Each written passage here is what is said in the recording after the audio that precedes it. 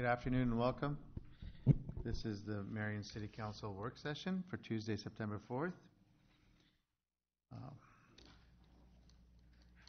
think first we have a presentation from Scott Olson regarding Linn County Senior Center.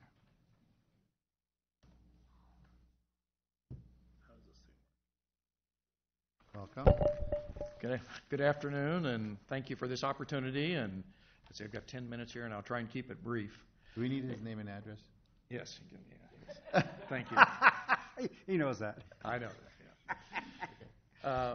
Today, I just wanted to give you just a quick update on an effort that has been continuing for several years after the 2008 flood wiped out the Whitwer Senior Center in downtown Cedar Rapids. And there has been an effort over several years to try and put together a new center in Cedar Rapids over time. And there's been several starts and stops in that effort, mainly because of trying to find that right funding stream. As most of you know, that it's easy sometimes to find that capital money, but it is tough to find the operational money to keep a center going. And so there's been a series of starts and stops with various committees over the last several years. But what's kind of exciting is that back last year I attended a forum that had a series of candidates during the last round of elections in Cedar Rapids, and there was a group, Heritage on Agency, that had been working, and that was one of their priorities. And they asked a lot of questions about how do we get a senior center back into the core of our city. And so from that, the committee has continued to work over the last year, and the effort has been to try and bring together all the agencies that served senior citizens and the elderly in basically all of Linn County. And what we're trying to do is to get everyone sitting around the table as a group versus different groups going off in different directions. And we have some of those members here that have been on various committees over the years that have been working to try and make this happen. So what we have been doing is meeting on a regular basis to try and find out how can we work together and to come up with both a capital facility that is doable, but more importantly, if there is a center built, how do we fund it? And we've been studying different options, what's happening around the country, and both close to us in Johnson County and others, and have found that, like you say, it's not that easy to get that continuing operational funding. And you can't generate enough money from dues and grants and programs to technically cover all of the cost. So what I'm going to share with you is just a quick brief handout, and I'm just going to highlight this quickly for a leave behind, and some things that we've been studying so that you're up to speed on the different, Yep. I'll put it there. That'll be good. I will. Thank you, Paul. And so the first one is we have a lot of activities, both here in Marion and many other places, that that came out of the Whitwer operation. And what has happened is, without a facility, these efforts have expanded countywide. And so there's a lot of services and programs being offered. What's missing is one in the core areas of Cedar Rapids. But you can see many programs we have at the Lab Library, Downtown Library, which are temporary venues, but you can see there's a lot of different programs going on that are offered. And so what we want to do is build on that and offer a lot of those same programs in a core permanent site in Cedar Rapids. The next sheet is just to give you a feel of, and this is missing some members, this is one I had in my file, but we have around the table all of the agencies that provide a variety of services to seniors and the elderly in our community, from transportation to food services to different types of counseling services, etc. And so, and again, there's several more. Our committee has grown. So the intent is, let's get everybody around the table working together for a common cause. And that has really morphed in the last several months and is becoming, he's sitting up front here, and has morphed in the last several months to move toward a couple different directions. And so you can see different agencies there of all types and sizes. What we've been looking at is there a facility in the core area that can be repurposed. And because the original Whitwer facility downtown was about 10,000 square feet, it's the last page in here, was about 10 to 12,000 square feet. What we've determined that if we can find a facility about that size, working with the people that used it all the time, that would be about the right size. We don't need a mega structure. We think that would serve all of the different programs to be offered in one location and can provide a central place that people can come to. So we've been looking for, hopefully, an existing building that can be repurposed, that's on bus routes, that's easy access, has good parking. Whitwer did not have good parking. That was a big complaint. It was very hard to find a place to park in downtown Cedar Rapids. And so we've been trying to look at a building versus build something from scratch, which we could, which is very expensive, and then, of course, potentially people start adding things on, and all of a sudden it becomes a megastructure, which again can't be afforded. So what we have done is, with the teaming, we've decided there's already several agencies that provide services. And so we're looking at Aging Services, which is now operates the Whitwer programs, to be our nonprofit base, rather than create our own nonprofit. There's no reason to duplicate that. We have all these other agencies that can provide services within a building. And so I happen to run across a couple things that Lynn County is doing. One of those is they're building a new public health facility in southeast Cedar Rapids, which means they have a facility of, ironically, 12,000 square feet that will become available late next year. And so we're touring that facility later on this month. I put an aerial photo of that. It's near Roosevelt School and near Abbey Health. It's a little hard to read because it's a color copy here. But they are going to be RFPing, looking for somebody to reuse that facility. And so we have been working with the county to say, potentially, we have interest if this works. The floor plan is the next sheet down that shows how it's laid out. It's got a medical component, some meeting facilities. And so we're studying, potentially looking at making a proposal to the county to purchase that facility and then renovate it and then, of course, operate it. And so the county is very interested in that because they are sharing our goal of providing the services, because we have more and more people aging in our communities. As you can see from all the different facilities being built here in Marion and other locations, there's a need. And there's a lot of people that want to get out and come to a center. And so we think this has potential. It's just something we've been studying to give you an idea of what we're looking at. It's on a bus route. It has tons of parking. It can be hopefully purchased at a reasonable price. And then, as an architect myself, the layout is readily convertible to meet a lot of the needs for our spaces at a reasonable cost.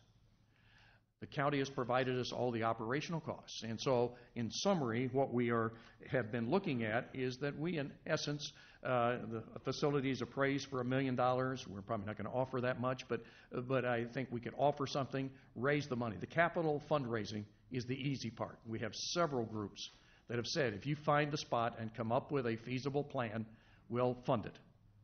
But it's not operational money.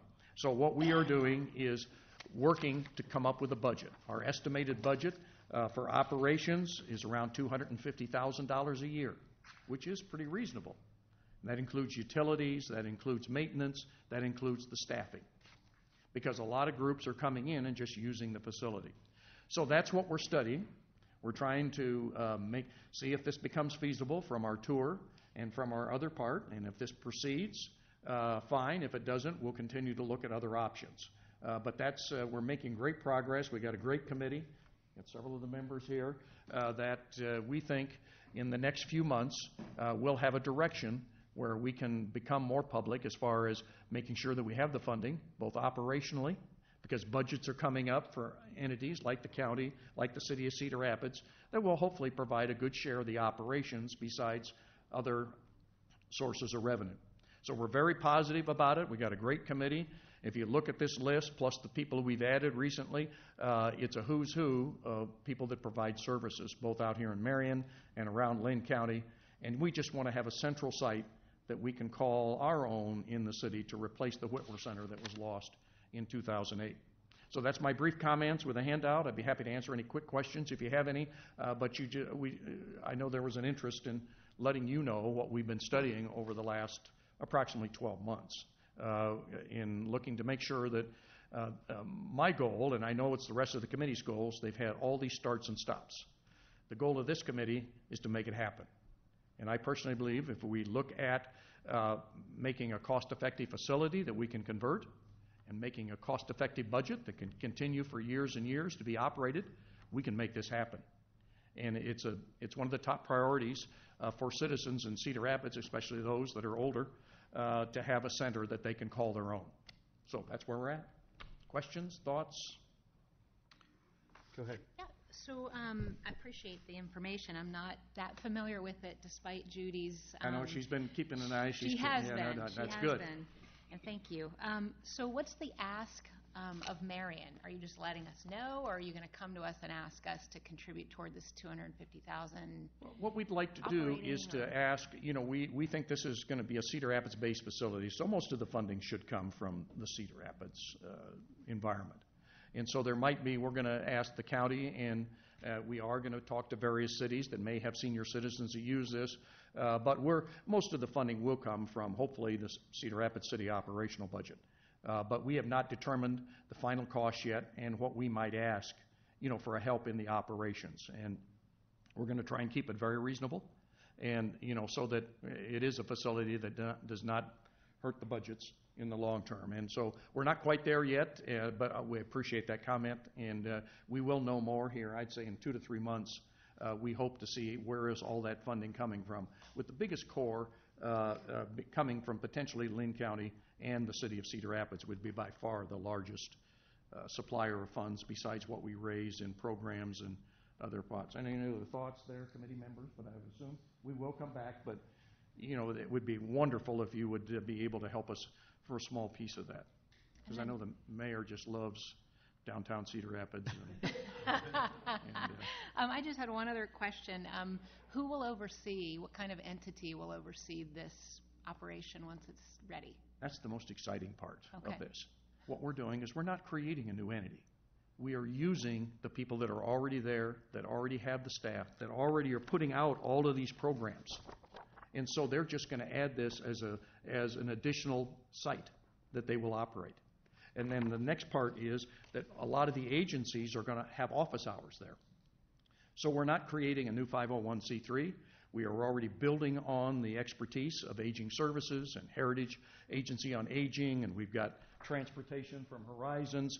We have all the people sitting around the table that do this on a daily basis and do it very well. So there's no reason for us to recreate the wheel. They're all sitting at the table. They're all agreeing to join in, and that's the most exciting part of what we're doing here, is that everybody's coming together to work together, and that's what's going to make this a success versus starting from scratch and creating a new entity. Thank you. Any other questions? Other questions or comments? How close am I here, boss? Anyone else? Welcome home, Scott. Well, thank you very much. And it's been a long time since 1980 or 78 downtown, and it's great seeing all the wonderful things you're doing. I'm very excited about what's happening in Marion, and you should be very proud of that effort. And so it's good to be back here. And like I say, the way a metro area like this is successful is we all work together. And so thank you for the opportunity to bring you up to speed, because there will be seniors that will come down to this center, I'm sure, from the city of Marion and other cities. And so it's important that we have this whole group around the table and work together. Well, yeah, I asked for this presentation through Judy, and I know that Tom and Judy have been actively involved in this, and she's been keeping us apprised of the progress and what's going on. We appreciate that. And I'm glad to see that there's movement in this direction, because it's something I think people have been asking for. Yes. But I think in the end we have to see how it comes together. How it comes together, and the details in terms of how it serves Marion residents and how accessible it is to them, and all that. I totally agree. So thank you and we'll keep you up to speed as we get to the final detail, and if we're successful. And the county's been wonderful, by the way, in providing us all the information we need, tours, meetings there, and so they're very excited about this reuse of the building. And we've got the time to accomplish it and do it right, and that's what we're trying to do. So thank you for asking for us to join you, and Thanks for all your work we'll on keep it. you informed. Thank you. Okay. Next, we have a presentation regarding the YMCA project. Zach Bohannon.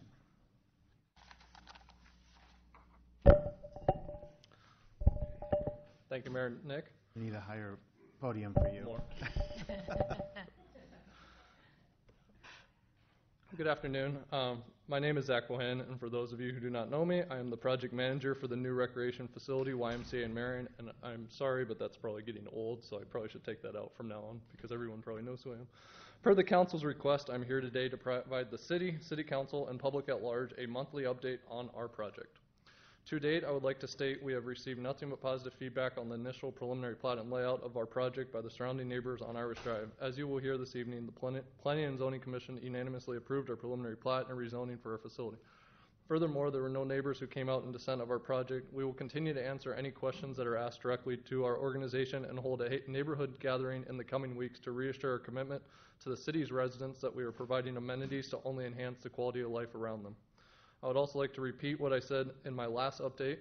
Both our YMCA executive staff and Mike Carolyn's Parks staff continue to work diligently to create a unique partnership for a one-stop programming catalog for all of Marion's residents. I would like to personally thank Mr. Carolyn and his department for their time and efforts in this regard. While there have been many changes that have transpired throughout the life cycle of this project, I would like to report every major decision that has been made financially has been with being stewards of our donors' dollars. Our organization believes we have a dual mandate to provide a state-of-the-art regional facility for our community while also doing it with as much cost savings as possible. We believe now is the time to complete this project before the Imaginate deadline of 2020 is complete. We currently have a plan in place to have an opportunity to break ground this November and get this facility open by Christmas of 2019. We hope you, as City Council members, will help us achieve this goal with the below requests. Before I begin with these requests, I would just like to follow up with my last City Council update. As requested in mid-July by Councilmember Renee Godelha, I am providing each of you a communication plans for your review. This is our plan. With the help from the City of Marion staff and our steering committee, we will be activating and making sure we touch and ultimately ask every resident in Marion, along with the surrounding communities, to contribute to our capital campaign. In addition, I would just like to pass around, I would like these materials back, but pass around our initial marketing materials, including some of the billboards we will use in. Okay.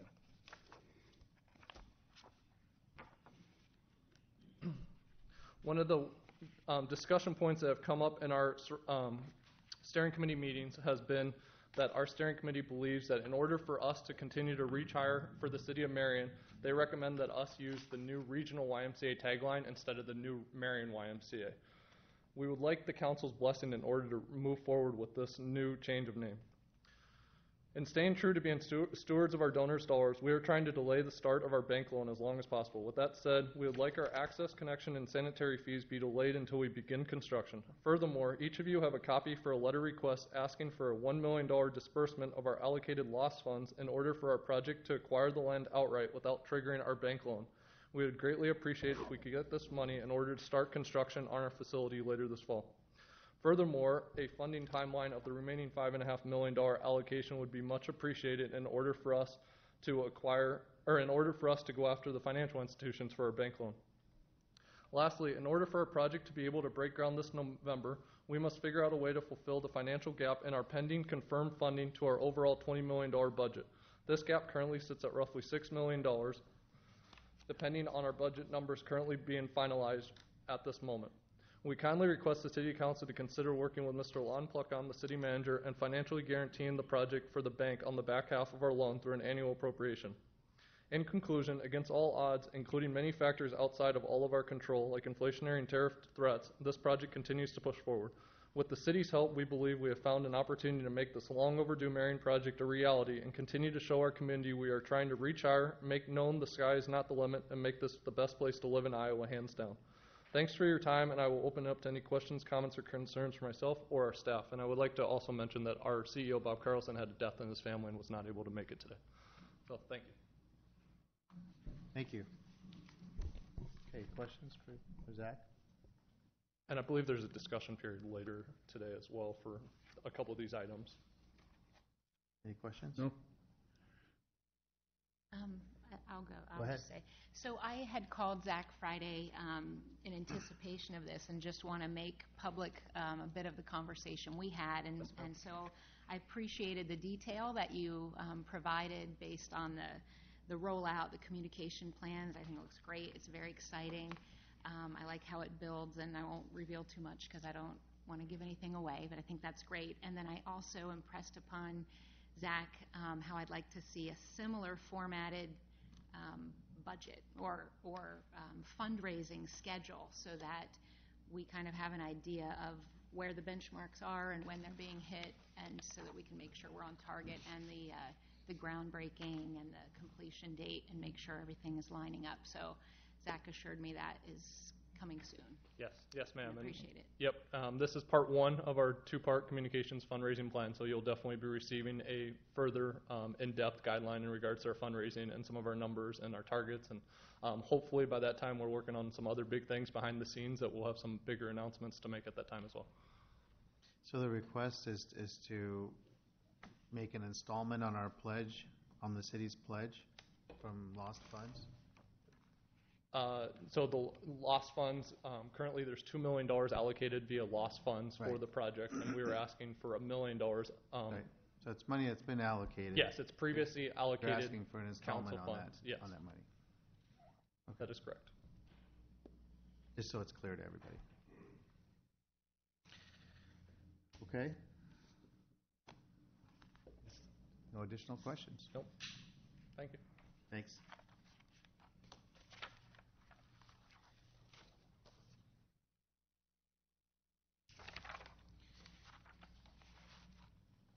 I see nothing starred under the administrative services section.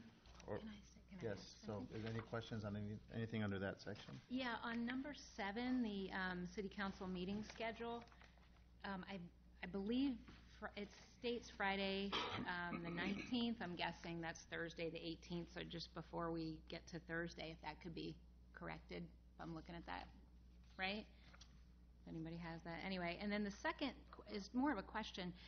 We've canceled the meeting on July 4th, obviously. We have a work session that Tuesday. You don't think we need to put the regular session on a different date, given usually the busyness of summers, or so there'll only be one council meeting in terms of approving anything for the month of July?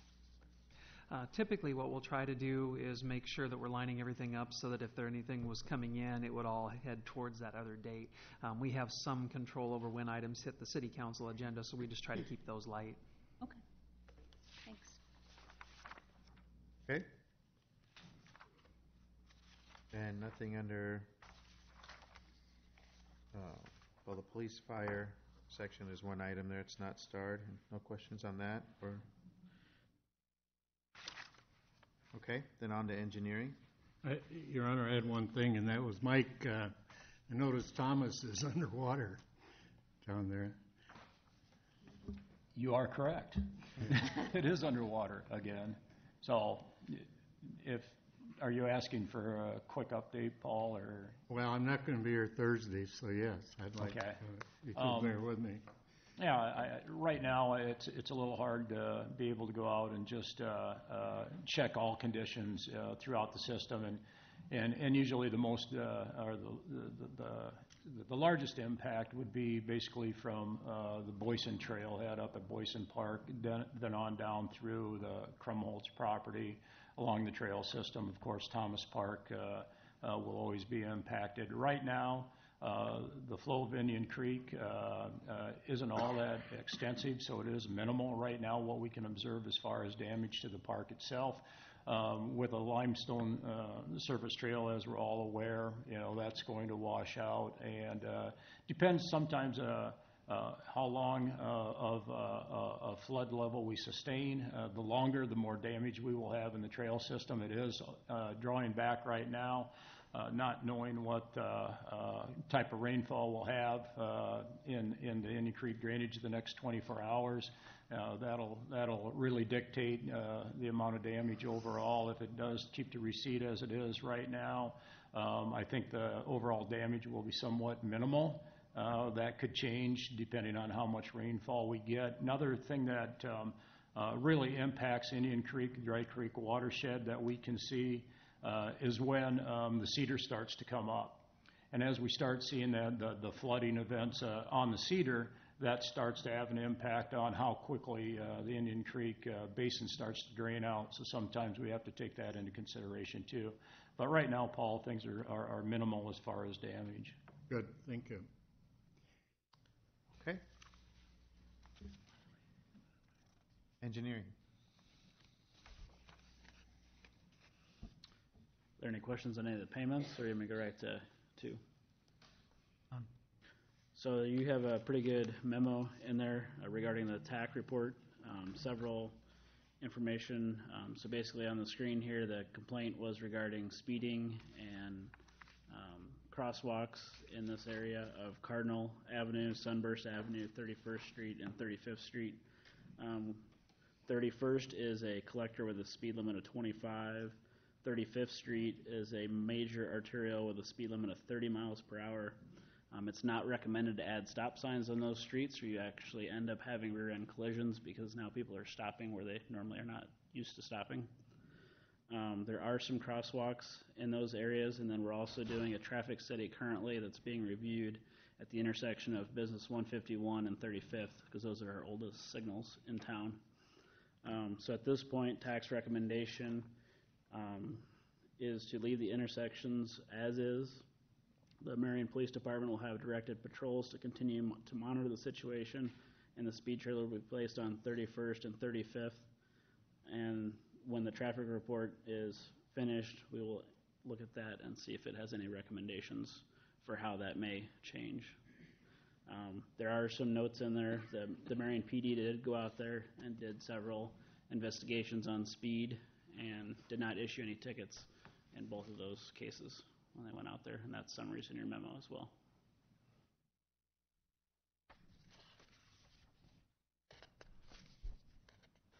Okay. Any questions or comments on that? No. Okay. Next. Item IEE3 is accepting Bedford Heights Second Edition. This is a subdivision by Dustin Kern. It's a 22-lot subdivision. Everything has been completed to SUDA standards, and we've received all of our maintenance bonds or cash in lieu of bond, and we are recommending acceptance of the subdivision. Okay. I assume there's no questions on that? All right. Moving on to community development. Anything? Any questions on any of those items?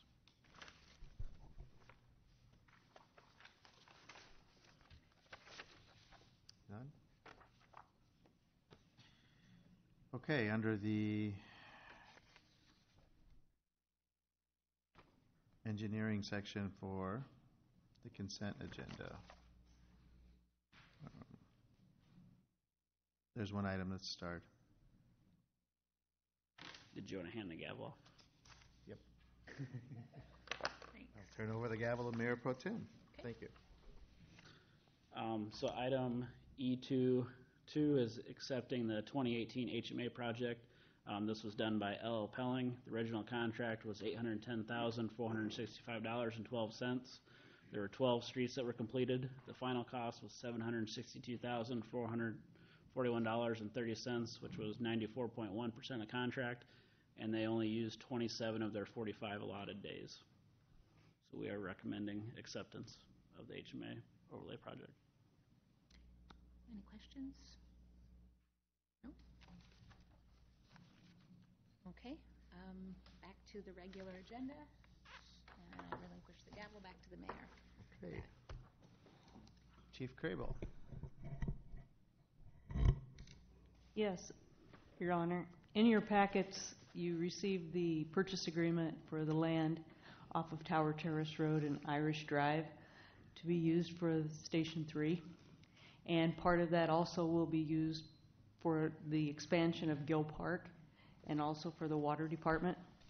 So I just didn't know if you had any questions for me with that purchase agreement or not, so I wanted to open it up. There's one question I would have about the closing date. Yes, You indicated your closing date is going to be the end of the year, November 1st. November 1st? Okay, so that's later than some of the other dates I've heard about for across the street. Yes. Okay, sure. I just Yes. want to make sure I I was worked- clear on that. Yeah, I worked that out with the Gill family. Okay. Any other questions on that?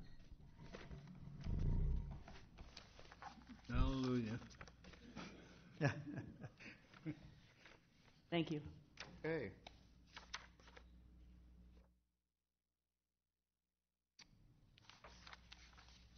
Mike, are you next? So this one is just setting a public hearing for the next council meeting. When we improved Echo Hill Road, it was decided a while ago by council that instead of doing what we were doing on 29th Avenue, where we were widening a section of it, and then not widening a section of it, and then widening a section of it, to go ahead and do it all at once. So as part of this, we had the developer go ahead and widen the red portion that's on your screen of Echo Hill Road. That's not being developed right now, and so basically, we reimburse the developer for doing that, and then we put an access fee, so if that were to be developed in the future, they pay that access fee that they would normally have to pay. So this is just setting the public hearing. Okay. Eventually, the cost to the Boyle property will be $31,749.21 for those improvements, and they have been notified.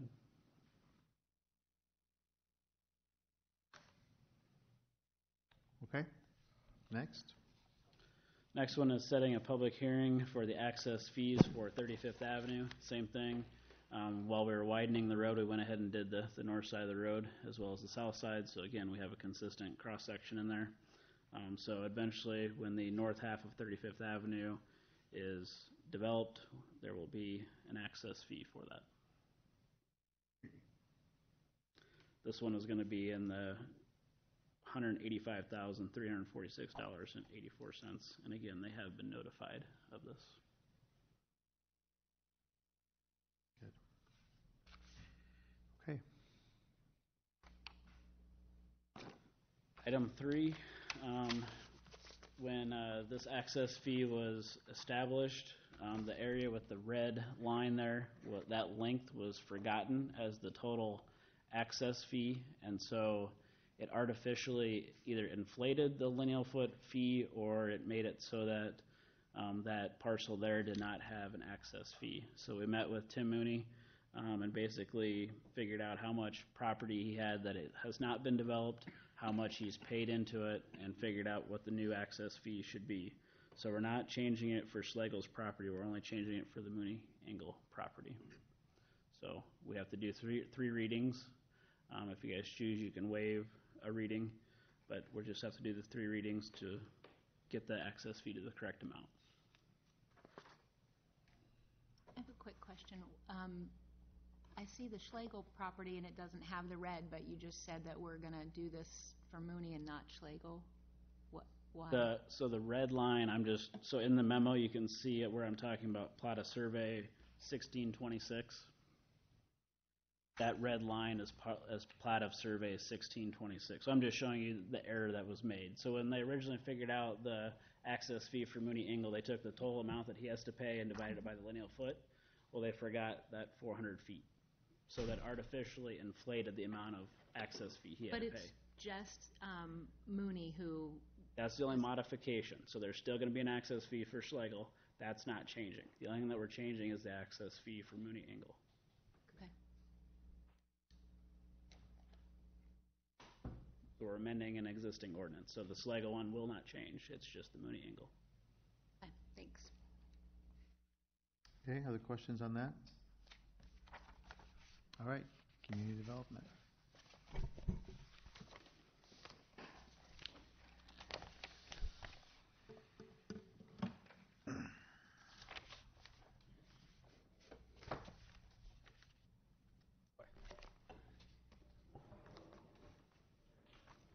How's everybody doing?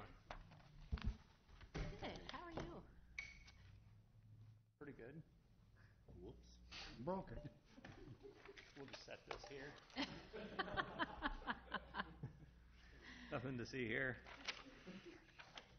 The first item under community development is an exciting item. On Thursday, we're going to have a public hearing regarding the land use amendment and rezoning for the Gill Green property out north of Tower Terrace Road. Now we're not on. Out north of Tower Terrace Road, east of Alburnett. I think most are familiar with the area. So this is the property that includes the YMCA. The area under consideration is highlighted in red in your packet. Like I said, I think everybody's pretty familiar with the area. The city's comprehensive plan has always identified this for commercial at the intersection with some higher density residential on the outskirts of it. What we're doing is just amending. We're going to amend the comp plan to reflect the proposal as it sits, so it is consistent moving forward. So that'll be a portion of the public hearing will be to amend the comprehensive plan to reflect the development that's being proposed. Staff has reviewed it. This area that that's being rezoned to commercial and single family or R2 medium density residential, being the yellow and the red is the commercial. And some O1 on the south side of Tower Terrace Road. We're just picking up a little piece of ground that was zoned A1. The property south of the blue is currently zoned O1, so it'll be consistent with that property. And then you can't see it here, but this area and around the development is all zoned O1, so it's all consistent on the south side of Tower Terrace. The commercial designation in this area is consistent with what we've been telling developers for a very long time, and all of the property owners on the north side of Tower Terrace Road should certainly understand that this area was targeted for commercial developments, 4-lane divided roadway. The Gill family, while they've left it A1, have always indicated that they didn't intend on developing it, and I think the partnership or the conversations that they've had with the YMCA is really, I think, the only reason that's the property and the rezoning have been brought forward, to be honest. They're still not totally intending on developing the remaining portion of the property. I do think, however, now that it's zoned, we've got some concept plans, and the YMCA is there. I think they're going to have more pressure than ever, and I think ultimately the neighborhoods are going to, maybe not initially, but I think appreciate the fact that there will be some commercial services in the area. Currently, we have a very limited commercial north of 10th Avenue in the city, so this is something we've been identifying and targeting, and our comp plan certainly identified this. So in your packet, there's, I'm sorry. Before you move too far, can you put back the comprehensive plan? Yeah. Ryan? I think. There. So point out Irish Drive on there. This is Irish. Okay, so immediately to the west of that, that's not. No, that's not commercial. No, at the intersection, we've always identified that for commercial. Yeah, so I mean, that's a little kind of a misstatement, I think, to say the whole thing was envisioned as commercial. I think that, I mean, you could say that. I mean, I just want to be accurate. Yeah, the comp plan, though, and we make a lot of amendments to the comp plan to basically reflect development, but the comprehensive plan is really designed to be an area-wide plan. We don't like to follow property lines very closely. I could see where that could be represented. I was just curious because, yeah, I mean, that says single-family detached residential and single-family attached residential. Yeah. So from a general perspective, we've felt that it's been very consistent. The Planning Commission is recommending approval, and so as a matter of fact, the area that's identified as O1 is identified by our comp plan as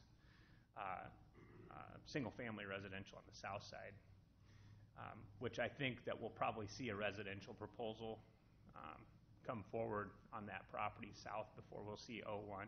Single-family is allowed in that district, or not single-family, but multifamily is allowed in that district as well. So anytime that property develops, we're going to have I'm assuming some folks here to discuss that because it's directly adjacent to single-family neighborhood.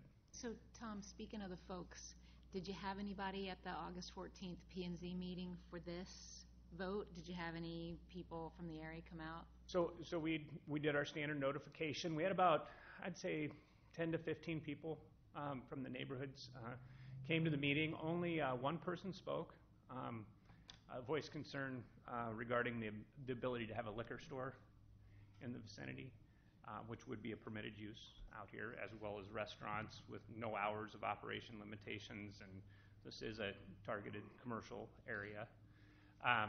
But that was the only person that spoke. So I don't know if they were just there to hear the presentation or understand what the uses were. I don't think that, I think the YMCA project is really providing some comfort to the that's purely speculative, but I think that's what's really kind of providing some comfort level with it. Good, okay. And they unanimous, as Mr. Bohannon said, they unanimously supported the proposal and bring it forward. So I just wanted to touch base a little bit on the zoning. There were conditions applied to the general commercial zoning district standards, and as the council know, we've almost any time we do a commercial rezoning to the C3, we add conditions. The uses are consistent with other areas out here. They're not exactly the same, but they are pretty consistent. We outlined in the staff report the uses out of the C3 that we've specifically stricken from the area, and I hope the council had a chance to read through those. But really what we're looking at is retail opportunities, personal service opportunities. Any kind of retail sales would have to be enclosed, so no outside storage of materials associated with that. The preliminary plat of the property is showing lots that would limit the size of buildings. We're not restricting that, but the lot sizes that have been identified outside of the Y itself are lots that would support the largest building would be about the size of a Fairway or a mid-sized grocer, Walgreens, so a 25 to 30,000 square foot building. Were there any questions with regard to limitations on uses, or as you can even see in some of this, the terminology. So drive-in theaters are not being allowed, but I don't think we've had one of those in many years. This goes back to our use standards as it relates to zoning. With the tight time frame and the rezoning and the necessity to subdivide the property and get the property rezoned for that, we were hoping to be able to get the new zoning district classifications included in this area, but it's just not going to work out that way. I would suspect before too long we would likely go out in this area and rezone it to be consistent with our new district standards, to be honest. So the idea is that once those standards are in place, we would go out into the community and probably do 4 or 5 rezonings community-wide. So we'll take maybe wards or neighborhoods and kind of bring those in conformance with the new district standards.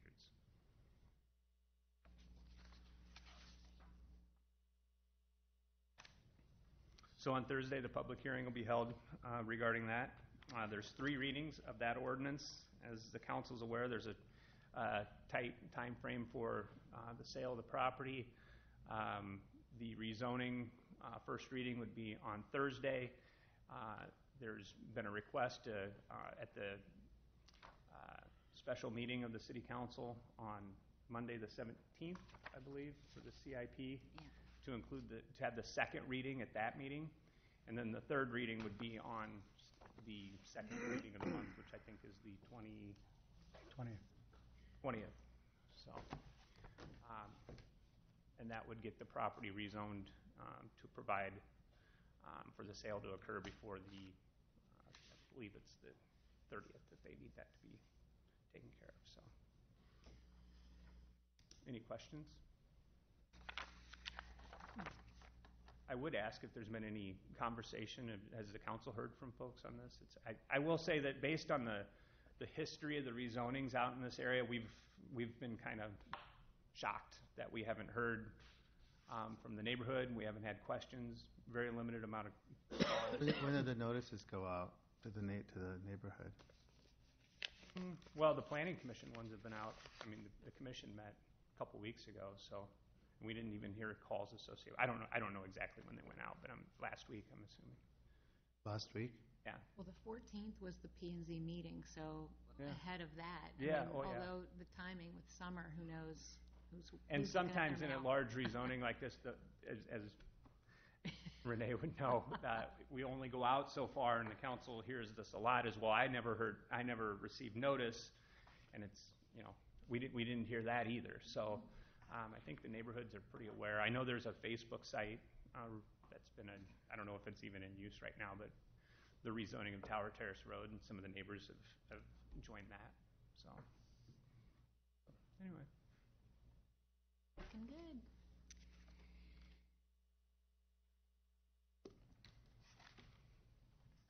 Further questions? The first I'll just reading?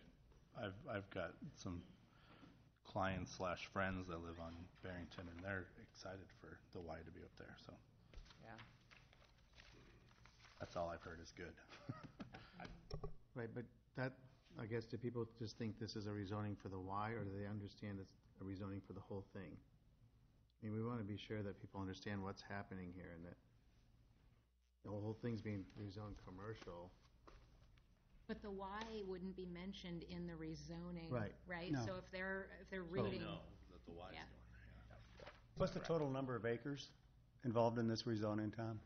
Gosh. Approximately?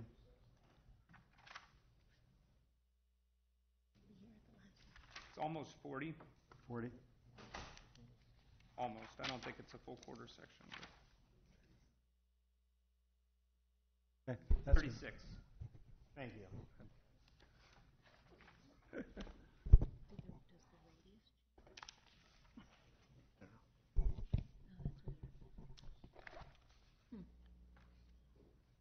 Okay. Other questions?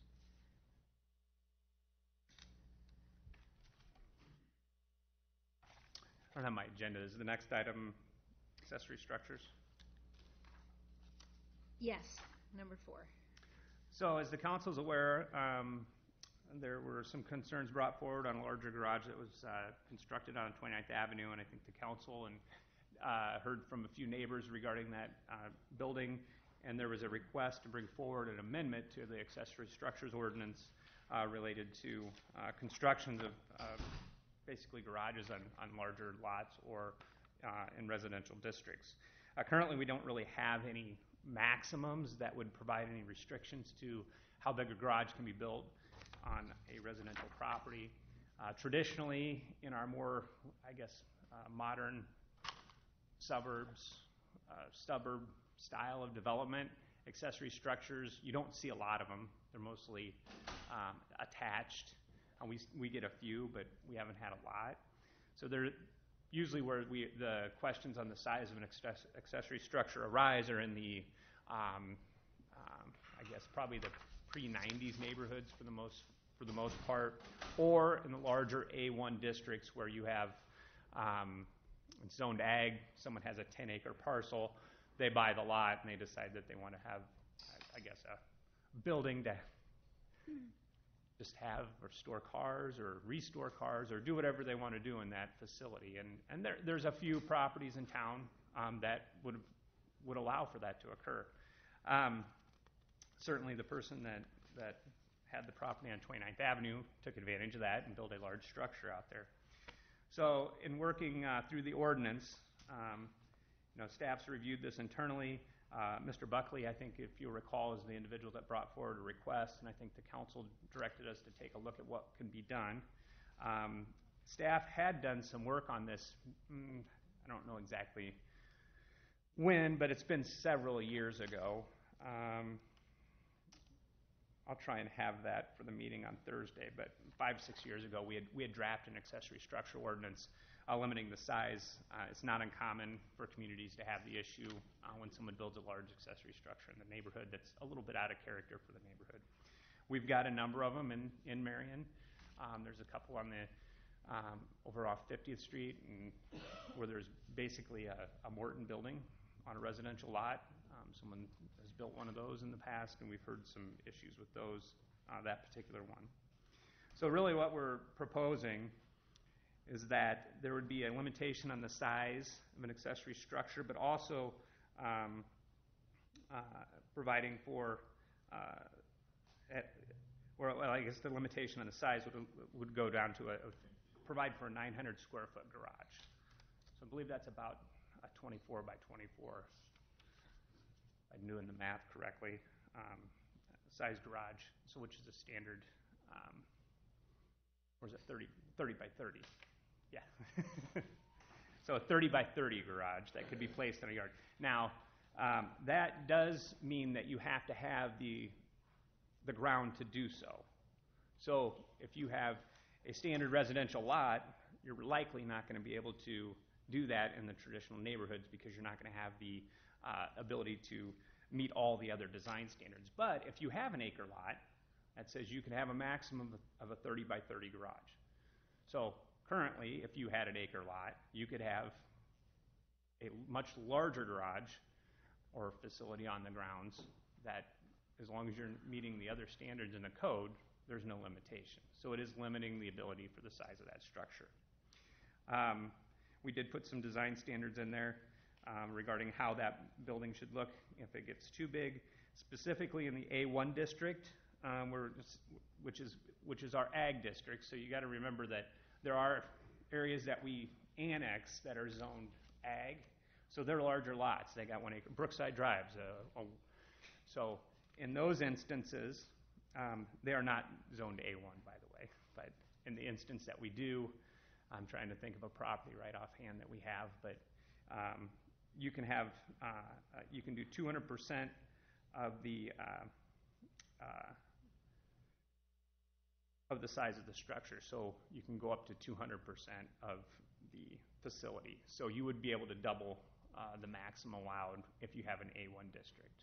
Now, that's not going to limit, it's still going to have the same setbacks as an accessory structure, which is 3 foot to a property line. It does provide for some limitations on where the garage doors would face. So if you do that on your property, you can't have one long building and it all facing the front. You've got to have some, it's got to be tucked behind the front of the building. So there's some limitations. It's got to be similar in like material as to the house so that you're not just building a large building that doesn't really blend in with the character of the neighborhood.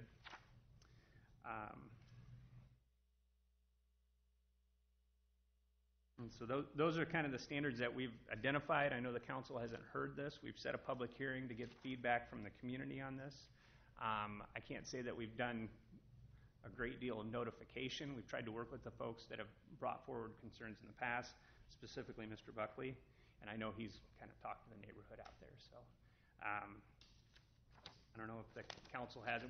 We haven't really presented it, so it's, I guess, questions to the council on this as we move it forward. Are there specific concerns, or? I have a couple quick ones. So anything that's done that is out of this framework is grandfathered in, right? Like Absolutely. If it's done, it's done. Yep. Okay, so if somebody wants to build something, they would have to go to building permits and they would learn about this new change. Is that how word will basically get out? So if people are doing it right, then they'll come across this. If it was, I mean, outside of pushing it out in media releases, if there's a desire to do that, that's. No. But it is in the community, though. I think we've had 4 or 5 folks come forward and pull permits to provide for larger facilities that they've maybe been thinking about. So ahead of this, you mean, to get it done? Yeah. Yep. I don't know, Gary's in the room, but there's been a number of them. And so what happens if somebody doesn't, if they ignore the building permit process, they build a structure that is not to code once this, ends up in its final form? What happens? Well, it would be a municipal infraction, and it would be processed in that manner. But there would be other rules that they would not be getting a permit because we would clearly catch it at the time of a building permit, so. So there is a point where we could get ahead of it Oh, before it yeah, goes yeah, up. yeah. Okay. Anybody that's going to build a building of this size would need to come in and obtain a building permit, and that's when they would learn About this change. about Okay. the change. Yep. Yep. Cool. And Mr. Buckley liked this, just based You know, on his he's had it. communication? I had asked Dave about that. He had it for a couple weeks, and we've not really heard back from him on it. Okay, interesting. Just for reference, I think the subject garage that brought forward a lot of the concerns, you know, it was a couple hundred square foot over, but you know, outside of that and some of the design issues, that garage would still be able to be built in an A1 district with these regs. I think the critical thing to understanding that particular situation is that it's zoned A1 surrounded by single-family homes. I believe that lot it's several acres of property and it's long. You know, the fact that it's zoned A1 provided for that ability. So. I have a question. If I were to want to build a 1,000 square foot garage on my property, 27th, 4th Avenue, so 50s ranches. No. And I was building at the same height as my house, and it was going to look exactly like my house, and it fit within all the setbacks that are currently in place, and it was 1,000 square feet, it would be permitted. Because it says the exceptions to size of accessory structures. Within A1, though, you're not A1. Well, it doesn't say.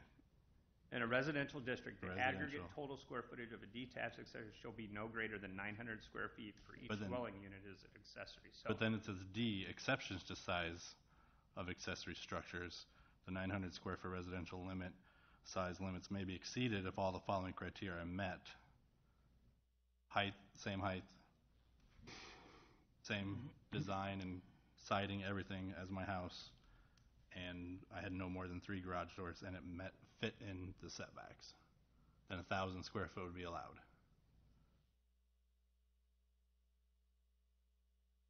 That's the way I'm reading it. Over 900. Anything over 900? Yeah, anything over 900. yep, you are correct. Yep. So what we're trying to do is allow for a 900. Or more. Yeah. No. Well. Or more. Or more if you have the space to do it. If you have the space, correct. Yeah. But then With the normal setbacks that are in place today. Yeah. Yep. That even if I wanted to build And a 500 I'll square clarify foot. that. I'll clarify that. And it's the same setbacks as if I wanted to build a 500 square foot garage. There's no change. That's the way I read it. Yeah. It's there's a requirement that you can only cover so much of your rear yard, and that's where that limitation. Sure. Yep. That's typical of communities. And then what if someone wanted to build something that was taller than their current home? That's not. Then we would not. Can they get an exception? They'd have to get a variance. A variance. Yes. Yep. So we've had that. We've actually had sheds that are taller than. When I say a shed, it'd be under 150 square foot. You don't require to have a permit, and they'll build them 2 stories. Which, as you can imagine, in a neighborhood, looks a little out of place, but we have nothing that restricts that. I'm still a little leery of passing this just because there's several buildings on my street that are larger outbuildings, and they don't look bad. My next door neighbor has a garage that is more than 900 square feet, and it doesn't look bad at all. Mm-hmm. You go down to the corner of Indian Creek and 29th. The house on the corner has got that huge garage. 2-story. 2-story garage. That's one. That's a 2-story. Has it had a lot of complaints about it over the years? I wouldn't say complaints. I mean, I remember when it was built, there was a lot of questions. Like, what is that? So are you concerned because you think this is too restrictive? Yeah. I mean, because it really is. It's restricting the older neighborhoods. Because in a newer neighborhood, there's going to be covenants in place where you can't build another garage, period. So the older neighborhoods in town where people have a one-stall smaller garage that may want to build a larger 2 or 3 stall garage in the future, they may not be able to. Well, but then there's the variance procedure for that, so that it can be looked at on a case-by-case. And in keeping with the neighborhood, the planning and zoning, they would do the variance, right? They can then assess. Sure, but that doesn't mean that any of them will ever get approved. That is true, but it certainly has a process and a review and an opportunity to come state your case. I think if you look at those lot sizes in those older neighborhoods, the lot sizes are smaller than a lot of the newer neighborhoods. And if you put a 900 square foot garage. Not all of them, though. Not all of them. Not all of them, a lot of them. A lot of them are. I'm saying a higher percentage. And you put a 900 square foot garage in that backyard, all of a sudden, that becomes pretty claustrophobic back there.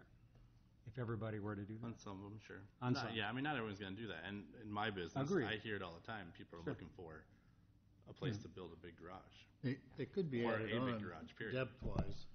You know, a lot of the lots are 60 feet, but you can add. Mm-hmm. And I'm a person that fully believes that no one has ever built a garage big enough. For all your cars. I built 4, and all of them were too small. So. Well, I can tell you that this is not an uncommon conversation in communities. I would say that what generally drives it, in this case I'd say it's a little different, but is not the fact that the garage is big, it's the use that follows the garage that's big. There is zoning in place for that, but I mean, Right. I'm just, usually it's the fact that someone has a large garage and the next thing you know, they're may not be the first person, it's the next person, and maybe they're selling stuff or redoing cars, and so that's what generally comes out of it. But I mean, that's being a little speculative, but that's where the complaints on large accessory structures. I'm not against some of it. I mean, I'm all for they need to look like the current building or the current house on the property. It's just the size limitations. Because like you said, like Brookside, if someone wanted to build a big garage out there, they've got an acre lot, but it's zoned residential. It's not an A1. 900 is the max, unless they meet these criteria, I guess. Correct. There are some bigger garages than that out there, though. Oh, yeah. Motorhomes and what have you. And not necessarily just there. I mean, there's... No. Of course, it was in the county, so they... Right.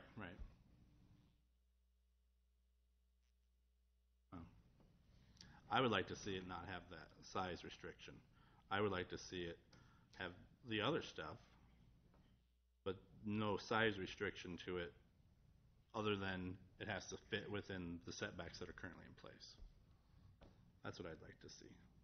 What was your discussion about how you came up with the 900 square foot size limitation? I think where it came really down to is the typical size for a two-stalled detached accessory structure. I'm going to say typical because Paul's going to tell me that I'm wrong, but is a 24 by 24 garage. Yeah. And so with that, you park 2 vehicles in it, and you're tight. So add a little bit more space to it. Boat, 30 by 30, lawnmower.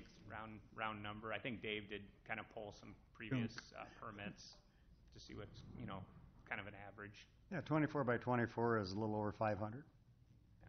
It's about 500 square foot, so you go to 30 by 30, that's allowing, that's darn near double the size. Yeah. But with today's families, 2 cars, 2 kids, got bikes, got everything, you got 2 cars, you got mowers, you got snow blowers, that's full. 30 by 30 is full easily. Tom doesn't... Holy smokes. How do we get a storage? What are you storing in here? You're storing a lot of stuff in there, man. People spoil their kids. Doesn't the city to our west limit the size of a garage according to the size of a house? I honestly don't know that. I know I have a son who designs houses, and he can never have a big garage on it. Yeah. If I could, I'd just offer one thing that hasn't really been brought up is that When you look at these ordinances, one of the reasons why they often will have some kind of a size limitation in there is because at what point do you reach the point where the accessory structure now becomes the principal use of the lot? And if your garage is that much larger than the residential use, is it now the primary use on the lot? And the primary purpose of these neighborhoods that we're talking about is for residential structures. That's why they're zoned that way. And that's why you have some kind of a guideline in there, even if it is flexible, so that you just don't end up with areas where they become overwhelmed and you drive through the neighborhood and now instead of a neighborhood full of houses, you've got a neighborhood full of accessory structures. So it's not something that's easy to grapple with, but that's generally the driving force behind those conversations, is trying to answer that question. But I don't think you're going to see it if we don't change it, because it's been this way forever, and we don't have that now. I mean, I don't have them here, but I've got photos that illustrate some of the ones that have been built. And generally, I'd say the ones that maybe have been built most recently, they've done a pretty good job of blending them into the neighborhood. I think the one over on Casina, I mean, it's a big building. It's a very large garage that Will is envious of. I think you reach a point where... But like you said, that's a pole building, though. That wasn't built. Yeah. I mean, if we had it in place where you have to build it like your primary structure, then that wouldn't have been allowed. Yeah, I mean, could have built it that one actually big, is painted.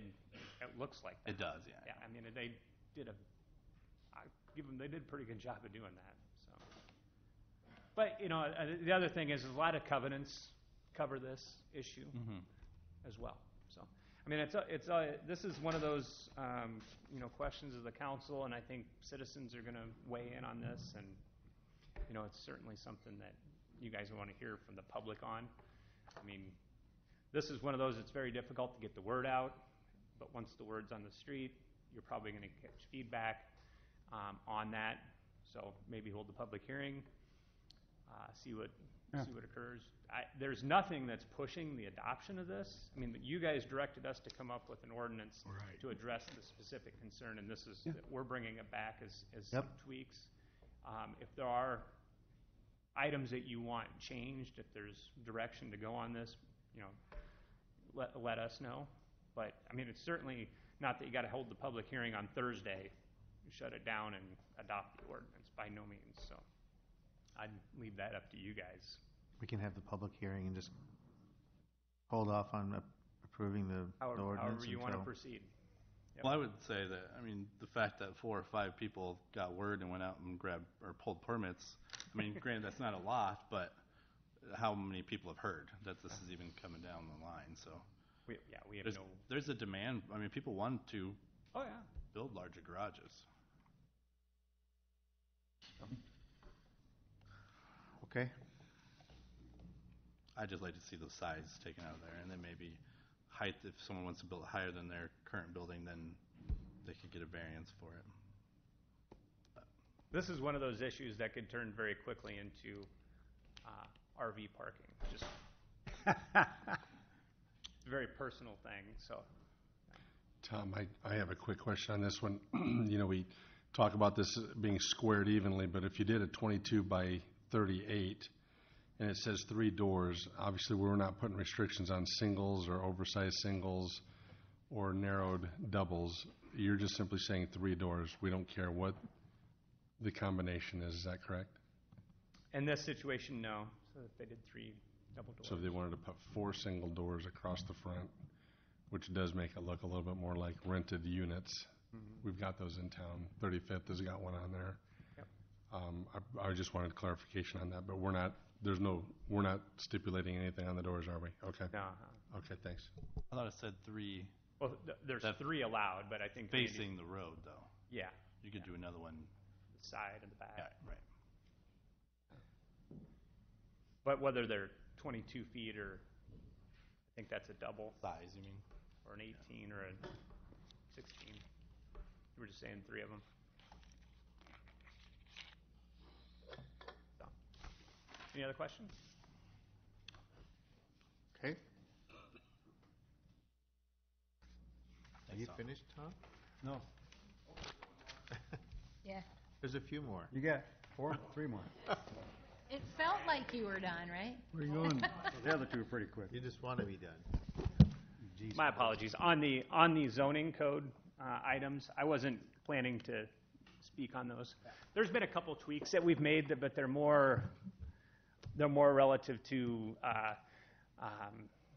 they're just edits that aren't very substantial. So I'd rather wait to the third reading and walk through it all, so that at the third reading there's a full understanding of what's being proposed. So.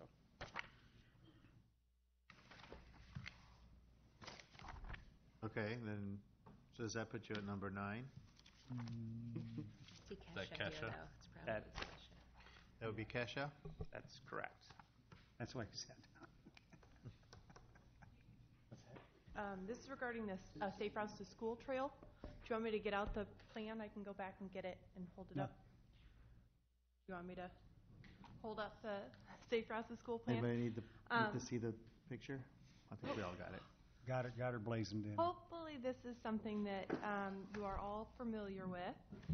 This is something that in January, I believe we applied to Wellmark, and maybe we came back and said we're awarded, we're searching for additional funds.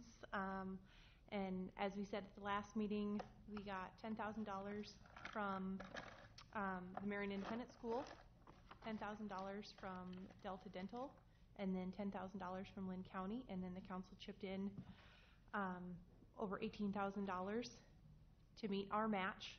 And so what we have is we have over $146,000 to put towards construction of a trail for the Marion Independent School District.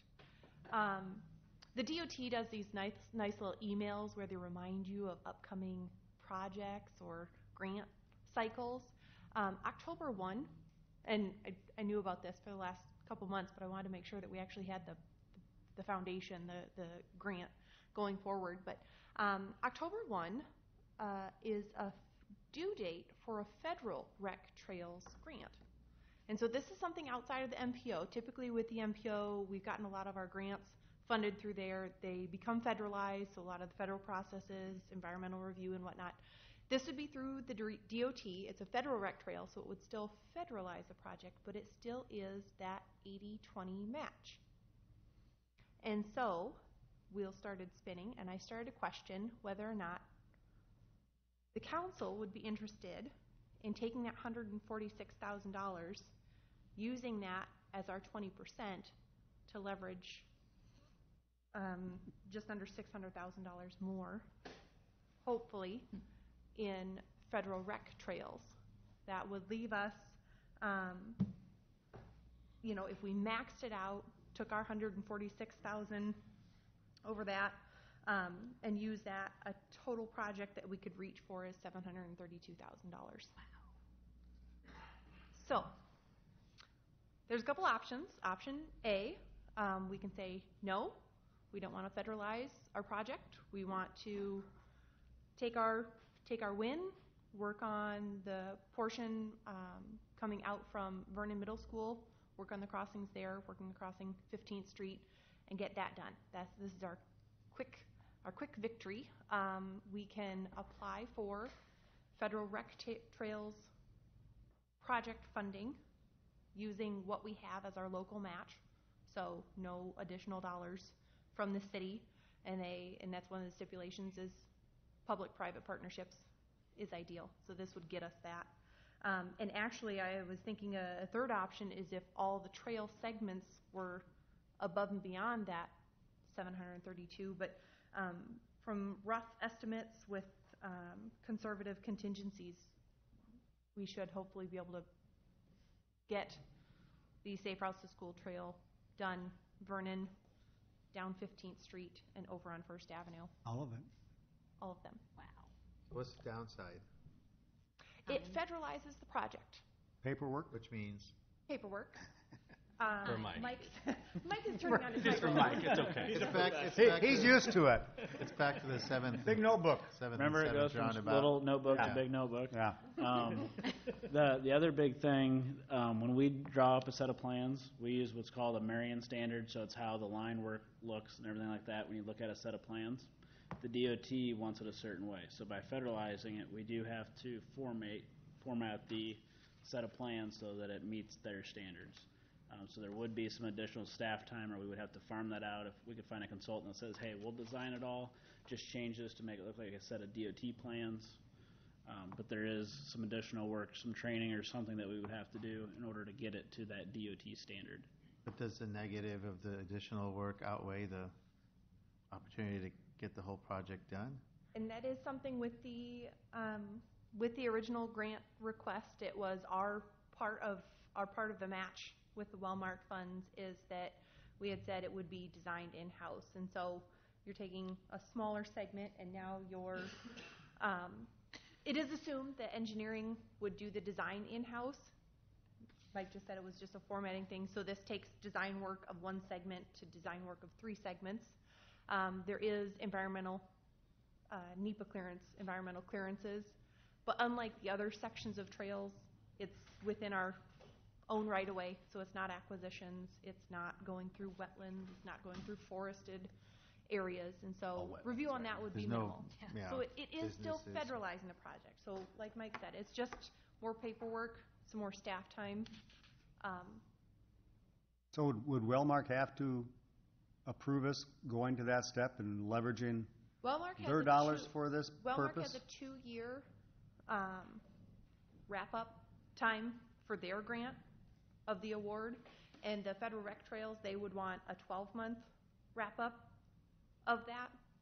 And so we apply in beginning of October. Hopefully we'll hear December, January, and then get the ball rolling. But what Steve's saying is, does Walmart have to say, okay, that they're okay with us using their funds as part of this? I alluded match? to that with the grant coordinator when I talked on the phone with her, saying that there was the potential to do this, and she didn't say no. And part of the crux of their grant was getting those public-private partnerships. So I would think this would be. I would think they would like it. I would. Yeah. I mean, they're getting more done with their money too. Absolutely, just like our money. So- And we wouldn't necessarily. It's the assumption that we wouldn't ask for any grant extensions from them. Lynn County would be the only one. Does our applying for the federal funds then delay the potential? I mean, if we don't get those funds, then we've delayed this our existing project, or not? We could be working on design in-house, and if we Anyway. don't get the project, we don't have to go through the additional clearances. We could go to letting, it still could be a late And is it winter all or letting. none, or is it possible you'll get some funds, but not all of It it? is. So you It could is. so you could end up doing more than, A typical award, Now, but not- in this case, we'd be asking for about $586,000. Typical award is around $400,000, but this year they do have additional funds, and so instead of $1.2 million, I think they have an additional $2 million for paving and maintenance projects. So what's the staff recommendation? the staff. You're standing right between everybody. I see it as a way to extend. It is additional staff time, but it is a way to extend our $18,000 into 700,000. hopefully Great. get to That'd be- $732,000. Free money, more trails. We'll take those odds any day. What's the timeline for the federal decision, the federal application? Full notice is January, but we should hopefully hear back December. That's pretty quick turnaround. What's the difference in the Marion design standards versus if this gets approved and we have to go with DOT? So there's two different things. One is how the plans actually look. So ours are color. We have our storm sewers labeled a certain way versus DOT is labeled different. So it's just formatting in AutoCAD. The other thing is a set of specs. So we use SUDA specs. DOT uses DOT specs. Okay. So there's both of those things that we have to incorporate. But the outcome will look the same. You would not know the difference. Okay. That's what I was getting. I think the upside greatly outweighs the downside from what Yeah. you're describing. I mean, there's a little bit of additional work, but if we can garner that. Be an education element for one of my staff. Yeah, I understand. Bigger notebook. Yep. Who are our Yeah, I mean, it's a learning experience We for have them full to do DOT confidence in you plans. guys. You've Who else been were there. Who else were the contributors? Did we have Delta Dental on this one? Be easier Yes. the second. And they're okay? Have we, same question that Steve had, do they have any parameters about that? What, their contribution was 10 grand? That one was very, that grant, those dollars were not necessarily funneled through me per se. I was not the contact on those. One of the gals with public health was. And it was one of those things, hey, we heard about this project. We're really interested in getting into Cedar Rapids, Marion area. And so how can we help? And the funds were there. So, I'm not so sure that there are too many strings attached with those dollars. And did you say, how much did you say of the project could be completed with this? The whole project? All of it. All the way All the to, way. on First Avenue all the way to 31st, or just to FMI? Okay. So just connecting the schools. Okay. Again, last month, 2 months ago, I talked to the council about extending that trail on our master trails plan, extending that to 31st. Right. This would only work towards connecting the schools. I mean, it's a plan we've adopted. It's something that I've said it's something we want to do. So we have an opportunity to actually get it done all at once rather than stretch it out over a couple of decades. So why wouldn't you do it? I would. I mean, it's more work for you guys, but It's just you can do it. Thank you. Thank you. Thank Thanks you. for finding that opportunity, too. You've been sitting on it. Okay. Lon. Thank you, Mayor. Just wanted to see if the council had further discussion regarding the first part of the request for the YMCA to advance the local option sales tax allocation. The local option tax spending plan has $2 million dedicated towards the YMCA project. We've been accumulating that now for several years. We've got around $5 million sitting in the account, so at most we'd be advancing about $200,000 of 1 year's allocation. So we have the capacity to do it. As the council knows, I've talked several times about how we've been, instead of looking at just the local option sales tax as a cash account, we've been looking at it and figuring out how it works in with cash flow. This is not something that would affect our cash flow for other projects, and we have been accumulating funds dedicated towards that project. Okay. Any questions on that? So will if this gets approved then, and say something happens that the sale doesn't go through or whatever, I mean, that money will be reverting back to the city? We would make sure that there's provisions related to it so that there's the opportunity for the city to recover it. You know, if for some reason, example, the land is acquired and the project doesn't proceed, perhaps the land would become the city's instead of the Y's, or we'd have some other mechanism in order to be able to recover that. Okay. So all those precautions will be taken care of with an agreement or something? Or, Yep. Yeah. Lon, can you clarify, you said the request is for 1 million, but you said something about 200,000. We had been accumulating a couple $100,000 a year ever since the local option sales tax was extended to go towards this project. And so we've been accumulating money to go towards this. So at most, looking at what we've already accumulated this many years in, we'd have maybe 1 year that we'd be drawing against from a future year for it. Okay, thank you. Oh, Thanks okay. for the That makes clarification. sense. So that's money that's been earmarked, Yes. and it's for this project specifically? Mm-hmm. Yep. Okay. Are we okay with that? All right. Chief.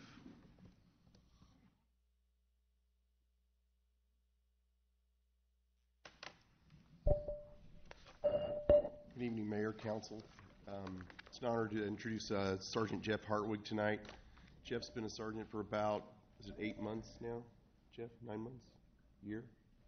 for right at a year. And through transition stages of the department, taking roles that have been spread across different elements of the department, and put a real heavy emphasis over the last year on patrol sergeants being patrol sergeants, supervising our staff that's in the field day to day, which strategic plan goal 2 kind of highlights how we've married some of the roles that were spread across the department at a deputy chief level, and Jeff is taking over a significant portion of what we were doing at the department. So I'm going to turn over strategic plan goal 2 to Sergeant Hartwig and let him brief you on it.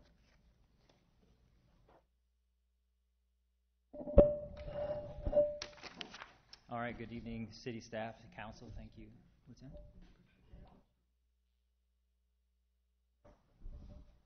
Excellent, thank you. On behalf of Chief McHale and Police Department, thank you for your time. Just be a brief time to discuss goal number 2 of our strategic plan. At Councilman Brandt's request to make it quick, I'll do my best. Don't worry about him. Can we have the light here, please? Hit the cups.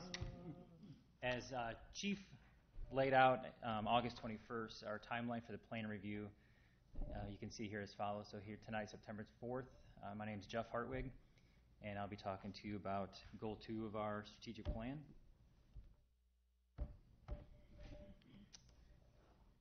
The six strategic goals of our plan.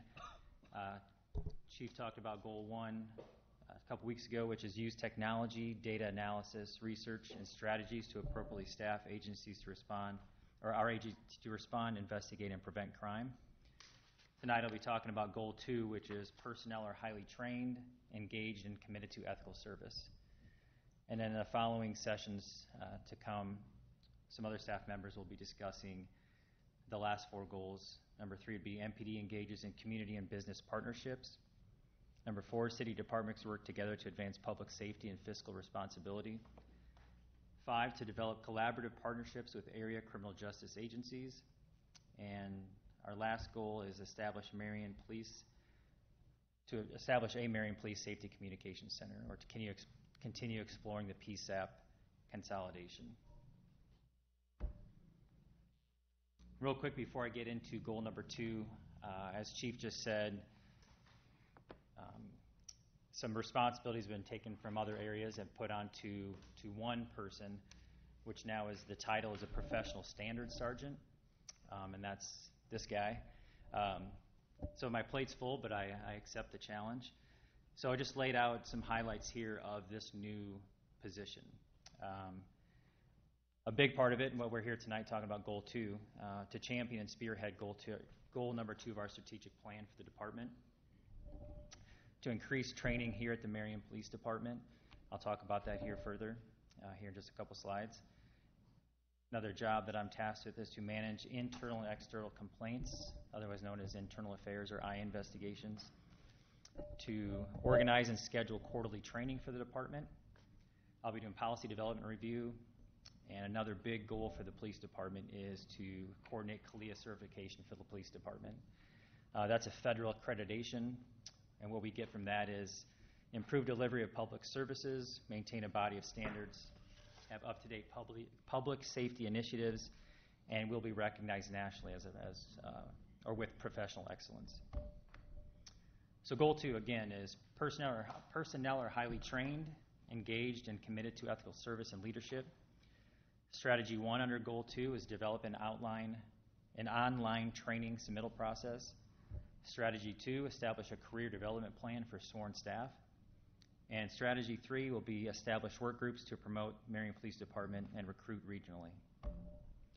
So goal 2, strategy 1, under develop online training submittal process, we want to evaluate state level academy certification expectations, review our field training process for the new employees.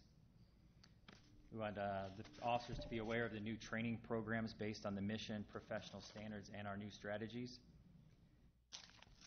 Concentrate on our training needs for specific assignments such as patrol, investigations, clerical, special assignments, and rank. And the last one here is establish a training budget expectations for commanders to assess needs and opportunities, which we've already accomplished that. Strategy 2 under Goal 2, establish career development plan for sworn personnel. Pre-promotional training for sworn rank. We want to make sure and get them the training and classes and experience before they're actually promoted, so once they are promoted, they're ready more readily for that position. Have mentoring and orientation for newly promoted sergeants and lieutenants. Continue to send a supervisor to the Southern Police Institute, which we currently have 2 graduates from there, Chief being one of them. And we want to establish the Marion Police Department as a regional hub for advanced law enforcement schooling, such as Southern Police Institute, the Public Agency Training Council. This is a really important one for us. Right now, when officers go to training, we're paying out for lodging, for travel, food, for the course itself. So bringing a lot of this important and advanced training to the police department, that'll allow more officers to attend the training, and it's going to save us a lot on our training budget. We're not paying out for the travel and for the food. The officers can stay home at night, stay with their families instead of going to Kansas City or. Yes, I just want to jump in because you were elaborating on that because I just wrote a question.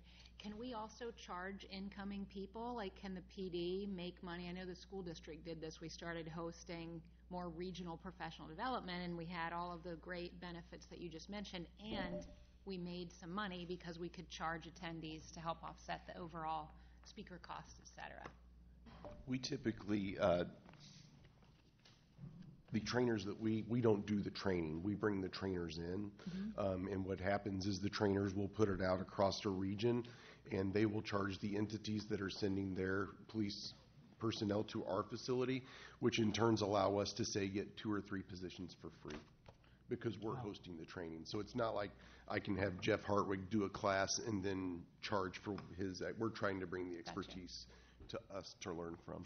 But we still are earning, we're having some savings as well as a lot Sure, of benefits. we've got a world-class facility out there. We really do, and what we want to do is we want to begin to develop the relationship with SPI and PATC. They do these classes all over the United States. We want them to know that in eastern Iowa, western Illinois, southern Wisconsin, that this is the place to come to host their training events. And once they get to know us how we do our business out there with our facility, they'll come to us, and then we can totally steal and get that. Not steal, that's a bad term for a police chief. Right, we'll get some free training out of the deal. No, I like leveraging the facility for that purpose. Sorry to Thanks, Chief. No problem, thank you. And the last one under here, we're working on processes for employees to learn about various assignments and their associated job requirements. Strategy 3 under Goal 2, recruitment outreach opportunities. So we're going to work on annual open house invitations, a ride-along program. I know a couple of the council has done that so far. Mayor, I don't know if you've done that yet or not. I want to. Let us know. You know where to find us. You're probably not going to be riding in that car with those 2 women, but we'll make sure and hook you up with the right people. So, also for our outreach opportunities, we want to reach out to the colleges, various social media sites, or other internet capabilities. And a goal is to have 4 recruitment efforts annually. And also MPD executive staff is working on, with the union leadership, to work collaboratively to enhance benefits. I personally see the recruiting being one of the most critical areas in your department for the next several years.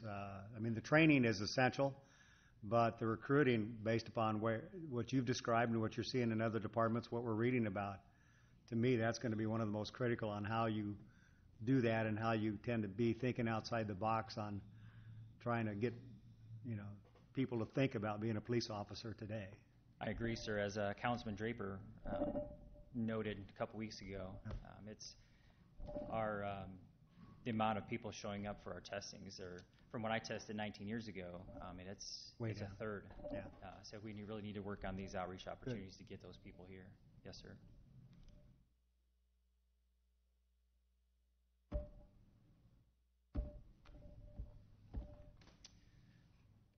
Told you to be short here, Will.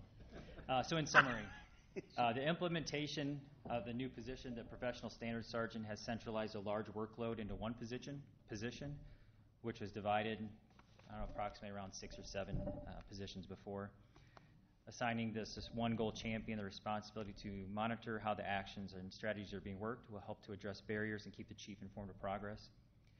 This goal encompasses a comprehensive training program and an employee development program, which is a necessary prerequisite for accomplishing our mission and propelling us into the future.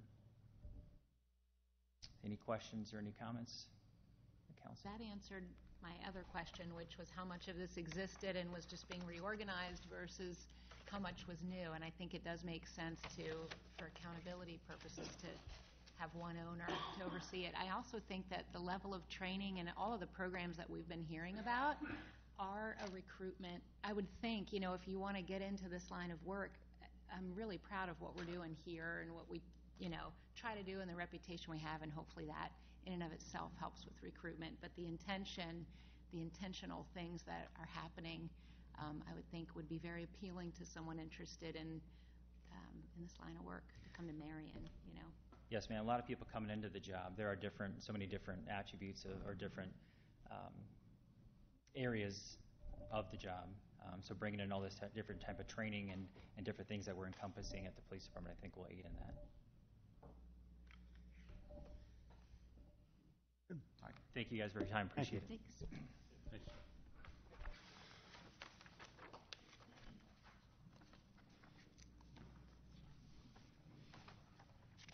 Okay. Back to city manager. Yep. What I wanted to do was just to brief the council a little bit. I know you've heard me mention many times about the state making the change in lease purchase legislation, but I don't know that I had really taken the time to kind of explain the implications to that fully to the city council. But you've heard us talk about it and allude to it in shifting gears on some of the projects that we're working on, most notably the public service project. And essentially what the lease purchase originally was, it was an alternate delivery model for local governments, mainly cities and counties, to go out and do purchasing. It was not something that was intended to allow communities to sidestep public bidding, but it was intended to allow cities to do a qualifications-based process rather than a cost-based process. So if you think about it in those terms, it was essentially the same way you might go about hiring an architect or an engineer or an attorney or something like that, where you're looking at their professional qualifications and ability to deliver the product to the standards that you expect, not necessarily based around just what their cost is.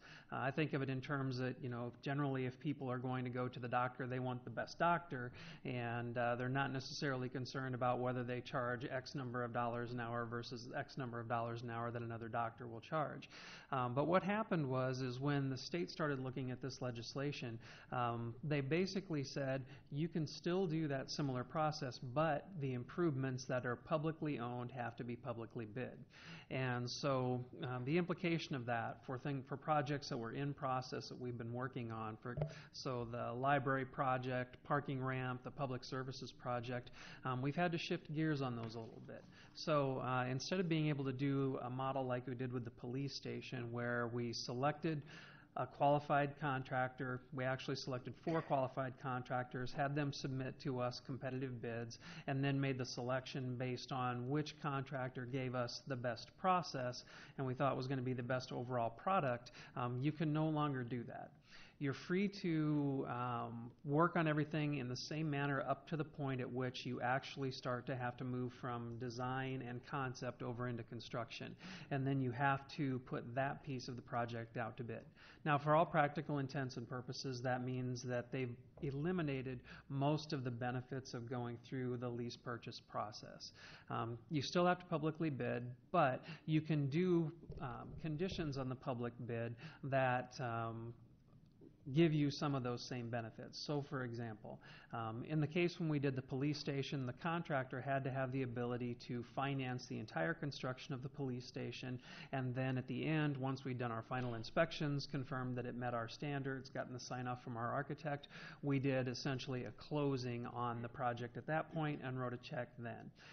You can still make that a stipulation of your bid package that the contractor has to have the ability to self-finance, and that then you would be able to pay them for the product at the end. So you can still do some of those same types of controls. You just have to pay a lot more attention to how you do your bidding in order to make sure that you set those conditions out so that everybody is bidding on the same base.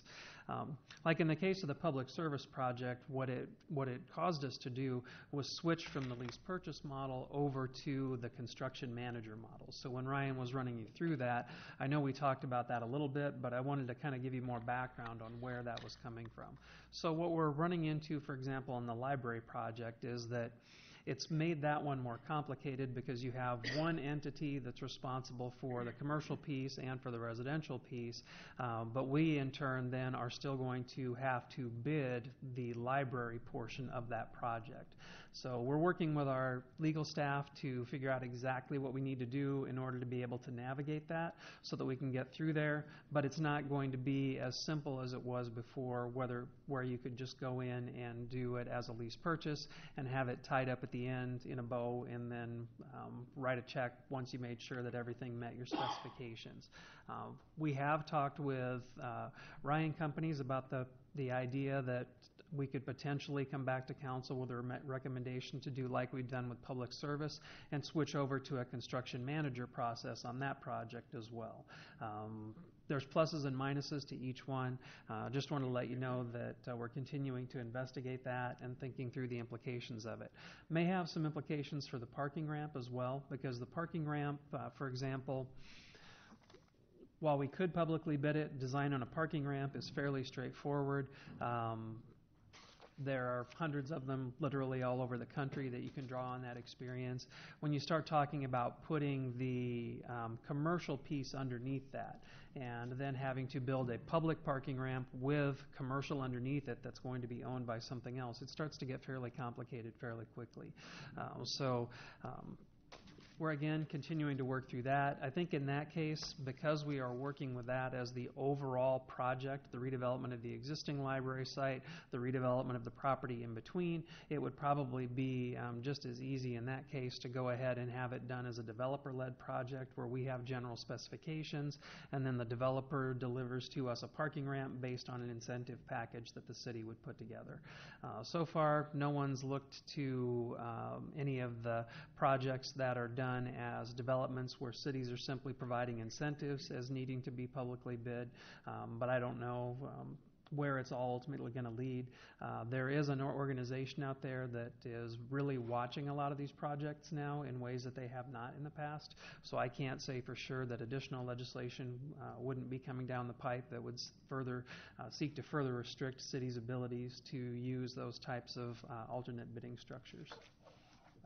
Are you describing a situation, Lon, where with the library multi-use building that we could have a situation where because of the manner and how we have to bid it out, that, for example, the library portion could have a different mechanical or HVAC contractor compared to what the rest of the building would have? That they could be distinctly different for a lot of those major subs? That's the rub with looking at being in part of a multi-owner, multi-piece project, that this has introduced that new wrinkle. And if you think about it, it's going to be a project where in order to publicly bid it, whoever's going to be bidding on it really has to be able to show that they have control or access to the site, because the site is privately held. It does not belong to the city of Marion, so we can't automatically grant access. So in practical terms, that really means that yes, we're going to publicly bid it, but there's probably only two companies that can actually bid, and that would be Genesis and Ryan. How does this, I'm sorry, go ahead. Do you anticipate, given the time frame that we're on for these projects that are kind of tangled together, legislation changing, or is that you think it's kind of set and maybe there will be tweaks and this is the path? I mean, it's generally new, right? These Yeah, changes? it's new, and most of the time they like to evaluate the impact of it before they come back in and make additional tweaks to it. This is one where even the organization that was really advancing the legislation, there wasn't consensus amongst their members that this was a good thing to do, because some of the members were very familiar with it, liked it, some of them did not. So we'll have to see where it heads in the next legislative session, if there's any type of further movement to try to tweak it again or not. We're not looking at things that would allow us to try to get around it or anything like that. We're just seeking to understand what the rules are, and they were changed enough that that's actually a little bit difficult to define. Lon, what happens with the legislation if that process, in order to operate that, we would have to be looking at financials to see if there was capital or leveraged capital for the individuals to be able to sustain that construction period to the final completed project, which would allow them to monopolize, and we would always be going back to the same pot, so to speak, right? Because they would need that operating capital. Yeah, realistically, there are just companies have to be of a certain size or a certain scale in order to be able to finance those projects. And unfortunately, that means that it sometimes precludes some of the smaller operators from being able to get into that game. And that's not what it was designed to do. I mean, the purpose behind the legislation was to broaden the number of companies that really have an opportunity to bid on projects or submit quotes for projects. And I'm not sure that ultimately it's going to end up having that impact. It's terrible.